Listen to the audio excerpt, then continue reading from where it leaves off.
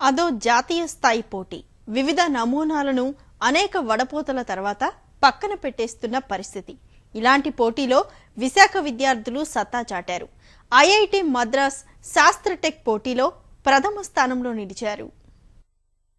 దేశవ్యాప్తంగా జాతీయ విద్యా సంస్థలలో సీట్లు దక్కించుకోవడంలోనే కాదు, సైన్స్ లో ప్రతిభ నిరూపించుకోవడంలోనూ ముందే ఉంటామని తెలుగు విద్యార్థులు నిరూపించారు. ఐఐటి మద్రాస్ లో నిర్వహించిన శాస్త్రటెక్ పోటీలలో విశాఖ విద్యార్థులు సత్తా చాటారు. సాధారణ విద్యా సంస్థల్లోనే చదివిన జాతీయ సంస్థల్లో చదివే విద్యార్థులతో పోటీపడి ప్రథమ స్థానంలో నిలిచారు. వికలాంగులు, గర్భిణులు, వృద్ధులను సునాయాసంగా రైలులోకి ఎక్కించేందుకు వీలుగా వారు రూపొందించిన నమూనా బహుమతిని సాధించి పెట్టింది.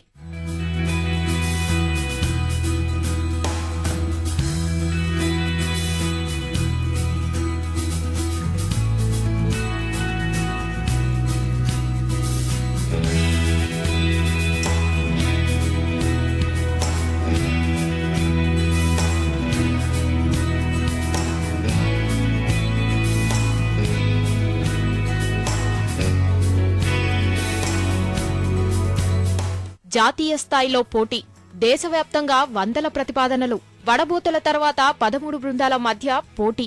ఇండియన్ రైల్వే డిజైన్ ఛాలెంజ్ విభాగంలో ఐఐటి మద్రాస్ నిర్వహించిన పోటీ తీరిది. జాతీయ శాస్త్రటెక్ లో తీవ్రమైన పోటీకి ధీటైన డిజైన్ ను విశాఖ గాయత్రి విద్యా పరిషత్ ఇంజనీరింగ్ కళాశాల విద్యార్థులు రూపొందించగలిగారు. శ్రవణ్, రోహిత్, పవన్, శ్రీదుర్గ, అనిల్, సుబ్రహ్మణ్యం అనే విద్యార్థులతో కూడిన 6 సభ్యుల బృందం రూపొందించిన ప్రాజెక్ట్ ప్రథమ స్థానం పొందింది.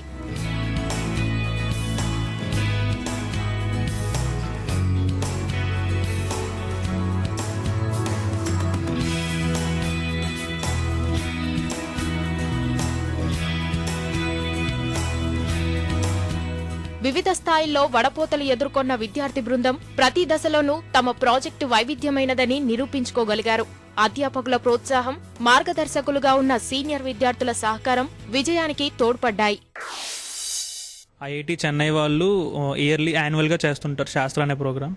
ఆ ప్రోగ్రామ్ కోసం మాకు యాక్చువల్లీ ఒక ప్రాబ్లమ్ స్టేట్మెంట్ అనేది ఇచ్చారు. ఆ స్టేట్మెంట్ ప్రకారం ఏమన్నదంటే, ఇప్పుడు ట్రైన్ వచ్చి ఆగేటప్పుడు గర్భిణీ స్త్రీలకు కానీ లేకపోతే వికలాంగులకు కానీ మనం ఏవైనా చేయగలమా, వాళ్ళకి సదుపాయంగా చేయగలమా అనే ప్రాబ్లమ్స్ మాకు ఇచ్చారు. దాన్ని బట్టి మేము ఆలోచించడం స్టార్ట్ చేసాం. దానికోసం మేము ఇక్కడున్న డిఆర్ఎం ఆఫీస్కి కానీ లేకపోతే అక్కడ నుంచి కోచ్ కేర్ సెంటర్ కానీ మొత్తం తిరిగి ఎక్కడ ప్రాబ్లం ఎక్కడ వస్తుంది, ఇన్ని సంవత్సరాలు అయింది మన రైల్వే సంస్థ స్టార్ట్ అయ్యి అయినా ఇంతవరకు ఏ సొల్యూషన్ ఎందుకు ఇవ్వలేకపోయారని స్టార్ట్ చేసాం. అక్కడి నుంచి మేము ఆల్టర్నేటివ్స్ అనేవి వెతకడం స్టార్ట్ చేసాం. హైడ్రాలిక్గా పనిచేస్తుంది అది. యాక్చువల్లీ మేము చేసిన దాని ప్రకారం అయితే హైడ్రాలిక్గా పనిచేస్తుంది. హైడ్రాలిక్ లిఫ్ట్ అనేది ఆ బ్యాటరీ వ్యాన్కి మనం అటాచ్ చేస్తే అందులో కూర్చున్న వాళ్ళని ఆ లిఫ్ట్ ఇలా పైకి లేపి దాని నుంచి ఒక ర్యాంప్ అనేది బయటకు వచ్చి అది డైరెక్ట్గా ట్రైన్లోకి వెళ్తుంది. అప్పుడు అందులో కూర్చున్న వాళ్ళు డైరెక్ట్గా ట్రైన్లోకి వెళ్ళిపోగలరు, ఎటువంటి స్టెప్స్ అనేవి ఎక్కకుండా. సో వాళ్ళకి అక్కడ ముసలి వాళ్ళు కానీ గర్భిణీ స్త్రీలు కానీ వాళ్ళు ఈజీగా వెళ్ళిపోవచ్చు లోపలికి, ఎటువంటి ప్రాబ్లం ఉండదు. పోటీలో పాల్గొనడానికి ముందు విద్యార్థులు తాము రూపొందించిన నమూనాను క్షేత్రస్థాయిలో అన్ని విధాలా అధ్యయనం చేశారు.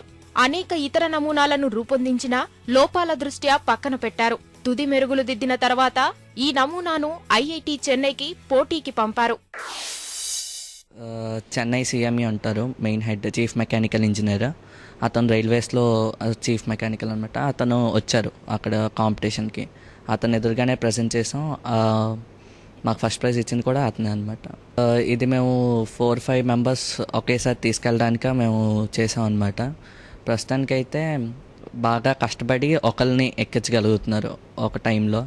దీంట్లో ఒకసారి లోపలికి వెళ్ళిపోతే ట్రైన్ దగ్గరికి 2-3 వెళ్ళిపోవాలనుకుని వెళ్ళిపోవచ్చు. బ్యాటరీ వెహికల్స్ ఉంటాయి కాబట్టి రైల్వే స్టేషన్స్లో దాన్ని యూజ్ చేసుకొని ఆ బ్యాక్ సైడ్ మనం ఇంకొక అడిషనల్ ర్యాంప్ అనేది ఇన్స్టాల్ చేసి దాన్ని మనం డిసేబుల్డ్ పీపుల్స్ ఎక్కించడానికి వాడేలాగా మేము వాడాం అనమాట. దీంట్లో మేము హైడ్రాలిక్స్ యూజ్ చేసాం. హైడ్రాలిక్ మెకానిజం యూజ్ చేసి ఒక ర్యాంప్ మెకానిజం వాడాం. సో దీనివల్ల ఏంటంటే డిసేబుల్డ్ పీపుల్స్ అనేది ఈజీగా ర్యాంప్ ఎక్కుతారు. సో అది తీసుకుని డైరెక్ట్గా ట్రైన్లో పెడుతుంది అనమాట. తాము రూపొందించిన ఈ నమూనాను మరింత మెరుగుపరిచే దిశగా విద్యార్థులు కృషి చేస్తున్నారు.